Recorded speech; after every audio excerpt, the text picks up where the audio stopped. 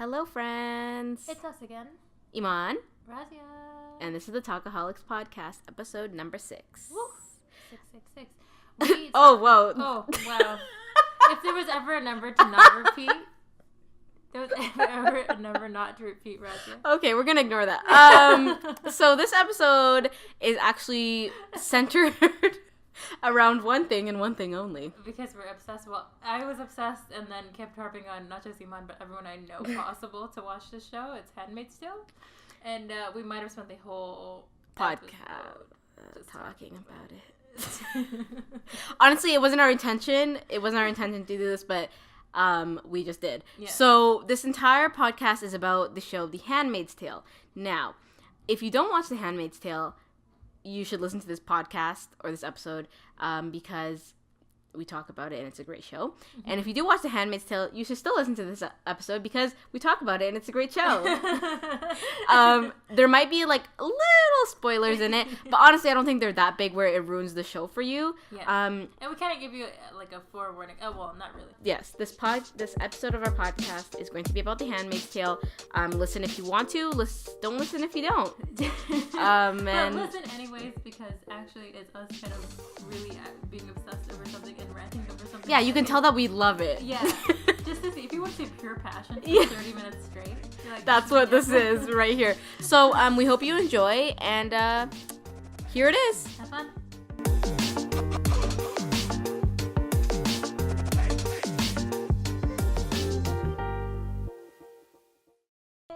So guess what? What? I started watching The Handmaid's Tale. You have no. I saw that message when you sent me that you were like losing your mind because you watched the episode. I was at work and like probably cussed and people were like, "What is she doing?" Because I work in a cubicle office space. The girls.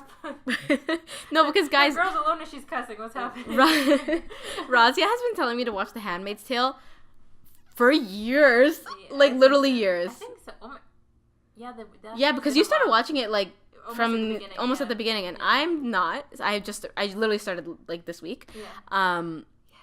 And I got the Crave TV like 1 month free subscription just so I didn't have to stream it because I'm so spoiled by Netflix. Oh my god. I was like, I don't want to stream it. I'm just gonna put in this and I'm gonna cancel it after the 1 month. Smart. And see how much I can binge watch in that 1 month. I really enjoy it, Raazia. Honestly, like when you told me to watch it, and I was like, yeah, of course. You don't need to say yeah, of course, and then you don't do it. That's what I did for like 2 years. Yeah. So, so I was like, you know what? The other day I was like, all my shows are not playing, like they're not running right now. They all start in the fall. I don't want to watch YouTube, and I was like, I want to watch something good, and I'm gonna try it. Yeah. So I started watching it. I was mind blown. If you guys don't watch The Handmaid's Tale, please watch it. God. I'm telling you right now, if you think it's one of those like medieval back in the day shows where it's just about some weird people, no, it's not. Okay, because honestly, that's what I thought. Because when you look at like trailers and stuff, you just see them in like the olden clothing and stuff like that, and you're like, oh, this is one of those medieval shows. No, but it's not. It's so good. It's like so good. the way they're so creative and the way they mix, it's like a mesh of the medieval and the current in one. And you're like, I love dystopian shows, but the way about this because a lot of dystopian plots are like 50 100 years into the future, but this isn't the case. This is like here and now. Today. This is today. And the fact that it's set in today, I think, is a creative choice because I feel like the premise of the show is realistic, which is really scary. If people don't know the premise of the show, I don't think this is giving anything away because if you haven't started watching it, like you're me, so you don't, it doesn't matter. But the premise of the show is that basically it's this society where in the current day United States or if you watch it now, it's kind of past tense because it was like 2015, right? Where basically women have become infertile. So to help that, they gather all the fertile women, or they kind of like slowly add in laws and legislation that slowly constrict and restrict women to what they can and cannot do. So basically they're kind of going back in time where women cannot own any land anymore, cannot work anymore. Their place is in the home to produce children. And basically, so they collect all the fertile women, just so messed up. And they put them in like this training center, and they become handmaids. I love watching your face through this, 'cause this is like, yeah. They become handmaids, and these handmaids are put into the homes of the commanders, which are like the leaders of this new society, and their wives are all infertile, and these handmaids basically are the reproductive source for these men. Yeah, so like they have their children. Involuntary surrogate mothers. It's so messed up, guys, but it's so like the way they constructed the show and the way they filmed it and the way it's been played out. It's so realistic. The video, like the creative design, like the videography. Oh my god, the way they shoot this show is beautiful. The way they use color and contrast and light, it's just like they pay attention to everything. Every detail. Like I love that they put these women in red because not only like when you see them all together, like the way it contrasts with like the surroundings, the setting, and like when they're all together in uniform, it looks sick. But at the same time, the way they put them in red, it represents so much. So much, yeah. Like fertility and like it's sick. Like sick in the sense like it's wrong. But I understand why you do it. You know what I mean? Yeah, exactly. It's the show. Okay, here's the thing. Because I've watched a lot of these type of shows. First of all, not only dystopian, but are kind of like thriller in the sense that there's always some sort of twist that's coming up, and you know this show sets it up for that because it kind of teases a little thing. Yeah. Every single episode, there's something coming up. Some sort of character's gonna go through something. But me and my sister-in-law are like huge fans of this show. Like I like just die hard for this, and I right after watching the show when it's done, which I don't want it to be done, I'm gonna be reading the book because I think Atwood's like kind of a genius. Yeah. Like having watched the show. As controversial as she is. Yeah, exactly. But it's a very smart story. But what the show does, and again, like prefacing it that I've watched a lot of thrillers. I've watched a lot of shows and movies that try to get you, like try to blindside you by some twist, and you always kind of see it coming. Yeah. This show is too smart though. Oh. Because it gets you, especially if you haven't read the book. You've heard zilch about this. But I came into not knowing anything. Other than like it's an Atwood book, you know, famous Canadian whatever, and some things about the actors, but that's it. Literally, the show gets you like at every turn, and that's what I think keeps me coming, because not only is it great when it comes to political commentary, so smart, everything's subtle, nothing. What I hate most about TV and movies now that have political commentary or social commentary, they're too upfront about it. It's too direct. It's too in your face. It's too preachy, and I hate that because the conversation should happen through the story, which they do it perfectly. Oh, yeah. The writers, like, they never really talk about it, but they're talking through the characters, talking through what's happening. Yeah, like their experiences. Oh, and it's this amazing. Is literally why I can't shut up about it, because one thing though I should say, if you're thinking about watching it's graphic. And the thing is, now I want to say it's graphic, but not in the way where it's like raunchy. You know what I mean? It's not graphic for like just to be. And I think I said this like, say for example, what's it called? What's that show called? Game of Thrones. Oh my god. Game of Thrones. I knew you were gonna use that. Listen, I watched the first season of Game of Thrones, and yeah, like it's an interesting show in terms of like it's so detailed. Like there's so much going on and so many characters. Like, you know what I mean? But a lot of the sexual content is unnecessary. Yeah, it doesn't push the story. It doesn't. Forward. There's nothing. It's just there to be there. Like it's just sexual content for sexual content. Like that's all it's there for. A lot of it doesn't help the storyline. But in The Handmaid's Tale, it's so messed up. But it's it's relevant to the story. Like because these women are put into these homes for reproduction, like it's gonna be graphic in the sense that you're gonna see scenes of that happening, but it's not like hypersexualized content. It's very detached. It's very impersonal. Yeah. And that's what makes it even worse, because there's no connection to it. It's just like that woman is just there as a vessel. It's it makes me so mad. But never at any point is anything about like voyeurism. Like you're watching. Yeah, you're not watching it for pleasure. Yeah, absolutely not. No, it's just like it's there. It's it's that person's lived experience. That's exactly why it's there, because that's her experience, and that's It's very different, and I think the show too. And I mean, this kind of speaks to why we like it. It's very feminist. Like, it's uber feminist. And you would think a show like that isn't, because of the role the female, like a lot of the women play in that film. I mean, in that film, in the show, and how explicit it is. You wouldn't think it's a feminist show, but it's uber feminist, and especially if you know a little bit about feminist theory at all or learned about it in school, there's so many hints of it throughout the show. Like the episode, like it's so, I think it's only blaring to you if you've like kind of heard a few things about it, but like even just like the names of the women, like how it's always off something or of something, right? Like off red, yeah. But even that's a pun on something. Right? Yeah. She's off red, like she wears the color red, but she's a different kind of handmaid. So she's yeah. not, you know what I'm saying? Like it's so it's so detailed. They put so much work into it. Holy shit, yeah. Also, I forgot that you mentioned this to me before, that it was filmed in Toronto. But I was watching it and I'm like, that is Toronto. Like she was in the subway and I was like, yeah. I was like, that's home. Because I noticed it more clearly because of the POP signs. Yeah. Like the boxes, the red boxes. Yeah. I was like, wait, hold on. Those are the receipt thingies. Oh my god. I was like, wow. But no, it's an amazing show, but and they hide it properly. They do. It doesn't look. Yeah, it doesn't look. Yeah, if you're not from Toronto, you wouldn't notice that it was Toronto at all. But it's an amazing show, and I honestly the acting. Oh wow. My God. Some of the they really make you hate them.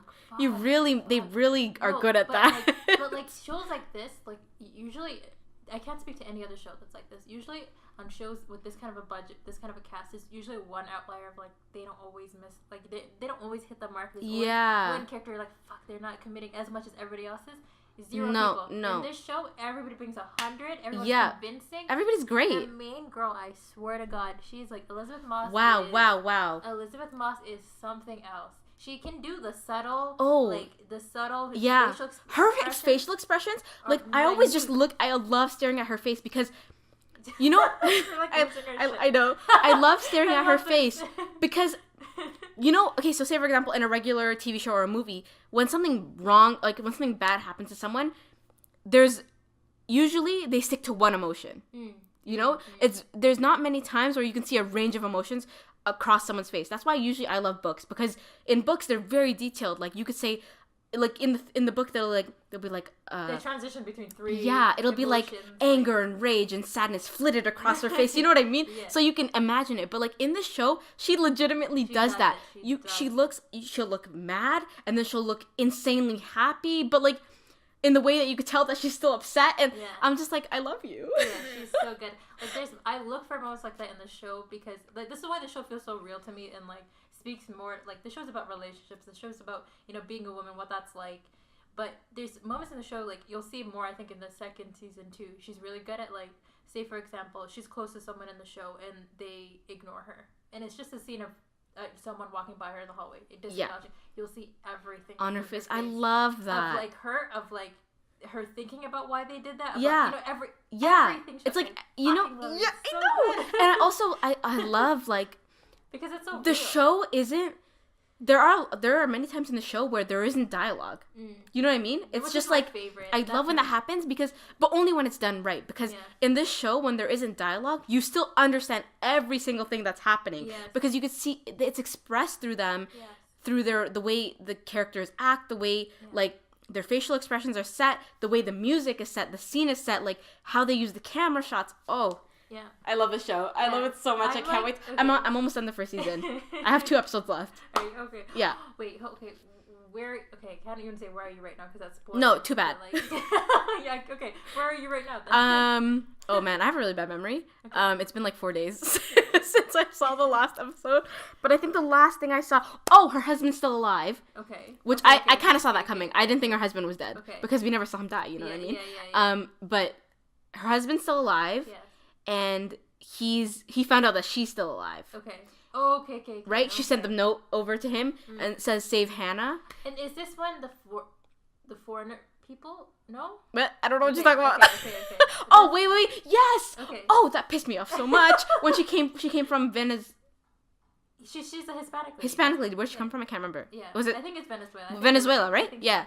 Oh my god. Because when she spoke up, when Alfred was like, "Please help me. This is what's happening." And I was like, yes, she's a woman. She's going to help her because she knows. And then she was like, "I am so sorry." Yeah, and I was like, the politics. Yeah. And then. But so good. Like, did you know what I'm saying? This show, like, here, I'm such a big person, like, advocate for shows, movies, texts, whatever, that show don't tell. Like, I hate TV shows. When it's like preachy. But not just preachy to tell you what to think about characters. It's but I can figure that out. Like, yeah. For example, another really good show that you should get into. Fuck, man. Veep is like one of the better. I've never heard of that. Veep? No. It's short for vice president. Veep is with Julia Louis-Dreyfus, the girl from Seinfeld. Never heard about it. The only lady on Seinfeld. Yeah. She's in that. And it's politics, right? So, but that show's really good. But there's a moment in that show where they finally broke that show don't tell rule of like, this is not a spoiler, but basically the Veep character, the vice president, and her daughter have like this worst relationship possible. And in the show, the daughter kind of becomes the mom, but you kind of know that by watching. But there's a point where they kind of pointed it out, and I was like, "Fuck! Like, why? You spent like 5 seasons of us clearly understanding that her hair is changing, her makeup's changing, the way she talks, everything's changing. Like, you know, it's there, and it's kind of a comedic thing. Yeah. And then they mentioned it in an episode, and I was like, why? You didn't have to say that. Yeah. So, but the thing is that I haven't like Handmaid's Tale has never done that of like. When Offred decides to do something of like she decides to lie to someone, you don't have. There's no point in the narrative where a narrator they don't tell you like this is what wrong. She lied, yeah. You kind of it lets you sit and think. It lets you. Like, why did she just? Exactly. I love that. And then you're like, oh, because she wants to do this, and then Yeah, you feel like good because you're like, I figured out the plot. Yeah, exactly. Yeah, I love that. What shows should do. Like, yeah, that's what a good definitely. Book, a good story does. It lets you sit with it, lets you think about it. Why is she on this person's side right now? What like she? She's great with that. My favorite scene in that episode where the Venezuelan lady comes and they have that dinner where they're like where they put on a show. Mm-hmm. Basically, they show off the handmaids and they make them look all great. One of the scenes that like really hit me was like the part where she was like remove all the damaged ones. Yeah. When they were in the line and remember the I can't what's her name, the one with the eye? I don't remember her name. I don't remember her name either. But she's the one who's like kind of off her rockers, but like she was so excited to go to this dinner. She's very childlike always.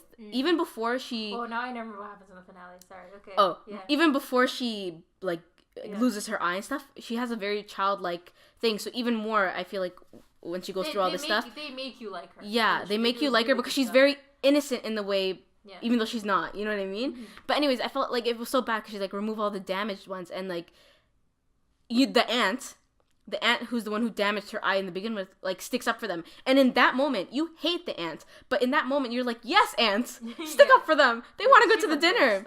Oh God, she's horrible. She's horrible. Yeah. But they still get removed. But my favorite scene, because of the way they constructed it, was they're all in the dining hall and all the handmaids are sitting at the table. And then the children of, what's it called again? Gilead. And all these kids come running out. And everybody's like smiling. And the Venezuelan lady's smiling. But you look at the handmaids. And this is what I loved. You look at the handmaids and their faces are completely different.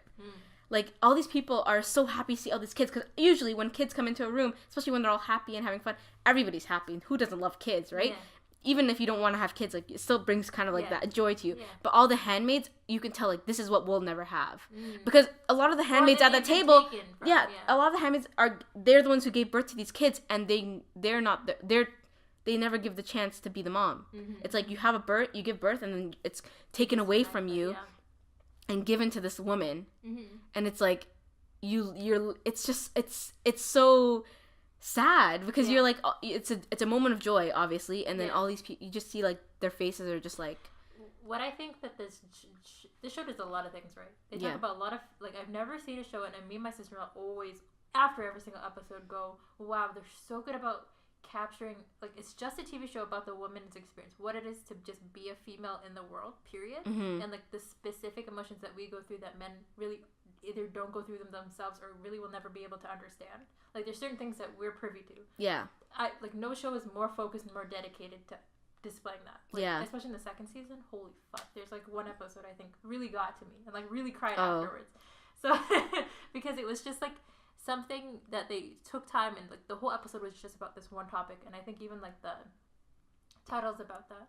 But what I think that the TV show does a really good job about too is that, you know, the whole Gilead, the community exists, like the people who I think I've guessed over now. Oh. The people who have, which is okay. The people who have like the control to use these women as like involuntary surrogate mothers, like I was saying, or they leverage religious texts, or like they're manipulated religious texts to kind of leverage what they're doing to say we're doing God's work, really. Mm-hmm. Yeah, that's big part of it. Yeah. Yeah, but they kind of make the hierarchy look like the good people, but what the main character does really specifically, she's a pretty flawed person, but she almost every episode is a proven point to say, yeah, I've sinned, yeah, I haven't done things the way a woman should do, yeah, I haven't done things the way community or Gilead expects me to, but because of that, I'm a better person. Yeah. So, every single episode is about, despite what you think sins and a bad person looks like, here's what I'm going to tell you what my story looks like. Every single episode is about twisting that on its head, which I love, like, because, not that I mean, it's kind of a trope now to, like, love anti-heroes in, like, media, or, like, Breaking Bad's a big one on that, but this one is about, like, flipping your expectations about what you think about people, flipping your assumptions. Yeah, exactly. Which I think is, like, oh, like, yeah, this show does a lot of things that I love. I'm sure there's critique out there about the show, of course, but, like, it's great. But if you guys haven't watched it, please watch. I really want to go into the specifics about the show, because. But I want you to go watch it. Like, just go watch it, because there's so many. I mean, I encourage people to watch it, but at the same time, it is a graphic. Like we said, it's graphic in multiple ways. If you're sensitive to that stuff, if you're sensitive to that stuff, maybe try out the first episode, because there is right in the beginning. First episode. I don't know. Well, I have. It's been a while since I've seen. I'm pretty sure the first episode. First or second. First or second episode, you're introduced to it immediately. Yeah. So if you can't deal with that, then. And it's not only sexual stuff. It's also in terms of death and mutilation. And if you're. Yeah. No. Yeah. Oh, okay.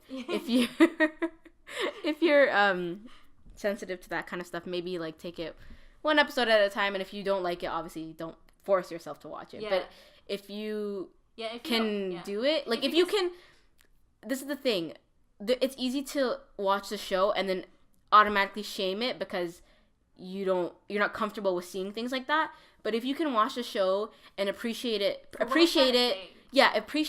what they're showing you for what they're trying to say, and they're not trying to show it to you because of the pleasure aspect of like some weird sick, like it's trying to show you a reality. Yeah, I guess. For a lot of people, even in our current society, like even if like there's places in the world where stuff like this happens, so you know, there's so many sayings, or like what do you call it, quotes from the show that I want to say, but I'm like, they're all from the second season. Oh, don't say anything, please. No, but because there's so the book does the show does kind of, I've heard, go off a little tangent from the book, but there's specific moments in the show where you can tell it's specific monologues out of the book they're really reading out of the text. I love when things do that. But I'm like, I just want to say some of it right now because they're just so like, what's really good about getting specifically like nuanced things out for you. But anyways, I take a look at it, especially if you're not just a big feminist. Like, I think if you're someone who loves thrillers, like really effective thrillers that you really kind of get ahead of, you can't be smarter than the show. Like, and if you're a person who, like us, like enjoys the little details that are brought out through the show, you're not only watching the show just to sit and watch a show for pure entertainment. Like, you are really dissecting that show. If that's something that you like to do, I really encourage you to watch this. Yeah. And, if you do watch a show, let us know, man. Let us know, and, like, let us talk, because I want to talk more about it. Yeah, and this show is, like, the greatest example of character development, too. Like, every single person is their own person. Also, even within the first season, like, Offred has just been from here to, like, you know so much about them. You empathize with so many parts of them, but not all of them. Like, and I love that no one's perfect. No. Yeah, that's what I'm saying. Yeah. Like, the show, I've never seen a show so grounded. So, like, I get why they're doing everything that they're doing.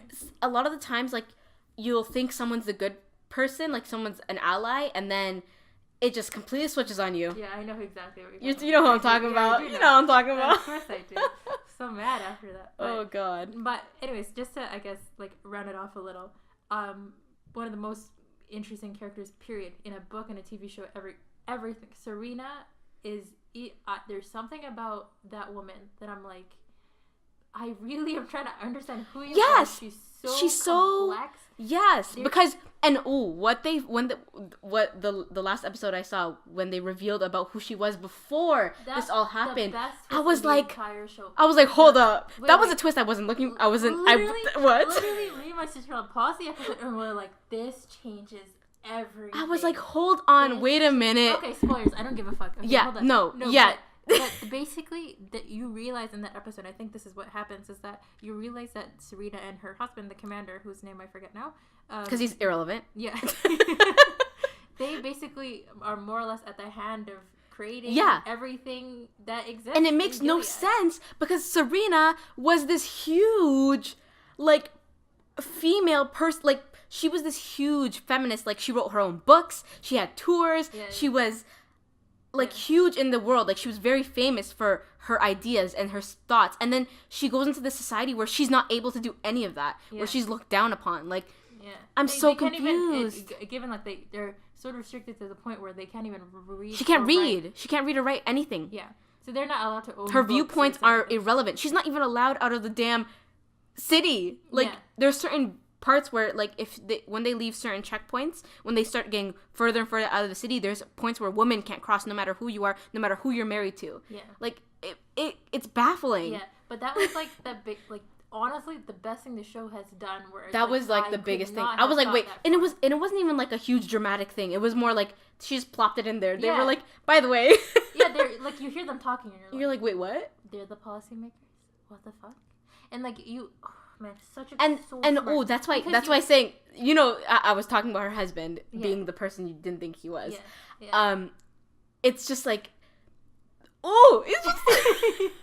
But like, I'm trying not to give away too much. But here's the thing. It's like this show, like with a world like that is so, like, doesn't enable women to do what they want. That it's a woman behind all of it. It made me so mad. I was like, but then there's commentary behind that. There's commentary behind it because it's. You're like trying to grasp. I'm trying to say it without giving away too much, but like even the way. Because obviously the show is around Offred most of the time, right? It's her perspective, her like viewpoint of things. But even through that, you will see times where the camera focuses on Serena, and you're like looking at her, and you're like you can tell she's reserving, like she's withdrawing herself purposely. Mm-hmm. But why? Mm-hmm. Why is she doing that? Is it because she just wants to stay with this sicko of a man? I don't think so. Like, what is going on? I want to know. I love, like, okay, just not to harp on the episode, but that's a really good episode. But that isn't that the episode where they show, like, they're in that movie theater? Is that the one? So they're in the movie theater, and it's kind of sweet and not sweet, because you're like, they're being normal. Yeah, they're like going normal. Out on a regular date, but what they're talking about in the theater is like you can tell that's like the beginning of the relationship. They kind of like still love each other. Like they're still like it's like aw, like you guys are cute. But then you're like they're talking about the policies and stuff, and you're like and is that season 2 where they like or episode where they show them trying to be intimate, but they have like the rules against lust. Like, is that... Yeah, they pray before they... No, that's the episode where they pray before they... Kind of. Yeah, so I think that's in and around, but they basically, like, they're the policymakers, and they kind of have to live with also living within their own rules that they just established. Yeah. So there's an episode where they show... I think this is, like, the most telling of, like, they don't even know what they're fucking doing. Because, like, there's a part where they're obviously in love. They're a couple at this point. They still like each other more than kind of the current state of that story. But there's a part where... Because they write the rules of, like, you know, a couple shouldn't have, like, lustful interactions. It's, you know, you have sex to have kids, basically. And there's a part where they show how much they struggle with that, where, like, they clearly just want to, you know, be together. And, like, they're, like, they start getting intense, and then they can move apart, like, no, we shouldn't be doing this. And it's so weird. Yeah. Like, but you're just being a normal couple. You're together. That's what... you don't have to do this. No one's telling you to stop. Yeah. But that's why I find... Like, the commander is, like, almost like an atypical, disgusting human being. Yeah. But, God, he actually, like... Anyways, the second season is, like, another thing. Oh, God. But there's something about Serena, I'm like, I just want to figure out who you are. Like, I've never... Anyways, I find her fascinating, so yes. That was the point. Yeah, and you can tell, like... the thing about Serena's character, and I agree, it's very complex, because there's so many times where she acts like the worst person in the world, especially towards Offred. Like, she treats Offred like a mixture between her child and a dog. I'm serious, because there's a time where she pet Offred on the head. Like, good girl, like, you know, you're obeying my orders like a good little dog. But then there's times where she reprimands her like a child, like that's her child. You know what I mean? And where she rewards her, like, you did what I said. You're being a good little girl, like, and it's so, you want to hate her for that. But then there's times where you see her like being like this very caring, like when she sees the newborn baby and she like holds her. And like you can tell how much she wants to be a mom, but she can't, like physically can't. And there's so many different parts of her, and I'm like, she's gorgeous too, by the way. Oh yeah, she's beautiful. Stunning. She could be wearing like zilch makeup, and she's like a model. And there's also some like the way she, even though she's like the backbone to all these policies, and then she gets like pushed aside because she's a woman. There's still like in the scenes where it shows before when they started making the transition, right?